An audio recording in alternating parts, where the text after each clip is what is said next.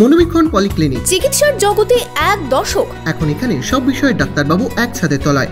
Phone করুন 7477999515 এই নম্বরে। মাটির দেওয়াল, টিনের চালের বাড়ি, নেই আবাস তালিকায়, এমনই ছবি নবগ্রামের মিল্কিডাঙ্গা গ্রামে। কবে মিলবে ঘর, সেদিকেই তাকিয়ে অসহায় পরিবার। আপনার আনন্দে আমাদের উদযাপন। বিয়ে হোক বা পার্টি, বহরমপুরে এবার luxury banquet hall at golden retreat. জেলায় একমাত্র পিলারলেস ব্যাঙ্কোয়েট, আছে স্পা, সালন, ক্লাব মেম্বারশিপের সুযোগও। বহরমপুর শিল্প তালুকে গোল্ডেন রিট্রিট। টিনের চাল, মাটির দেওয়ালটুকুই সম্বল। আবাস প্রকল্পে পাকা ঘরের বহুবার আবেদন জানিয়েছেন, অথচ তালিকায় নামই নেই।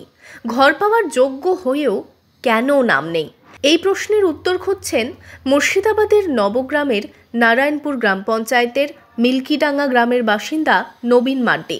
এই বর্ষাকালীন তো অ্যাকচুয়ালি এই ঘর থেকে জল টল পড়ে সমস্যা বলতে, আগে আমারও জমা দেওয়া ছিল। আমার ভালো মনে পড়েছে যে আমি লিস্টে আগে জমা দিয়েছিলাম নাম। তা এখন সব গ্রামে সব অনেকেরই এলো, তা এখনও পর্যন্ত আমার লিস্টে কোনো নামই খুঁজে পাচ্ছে না, আসেনি। আর ধরেন অ্যাকচুয়ালি আগে আমরা মাটির পাকার তৈরি করতে পারবো, নিজের থেকে আর পারা যাবে না।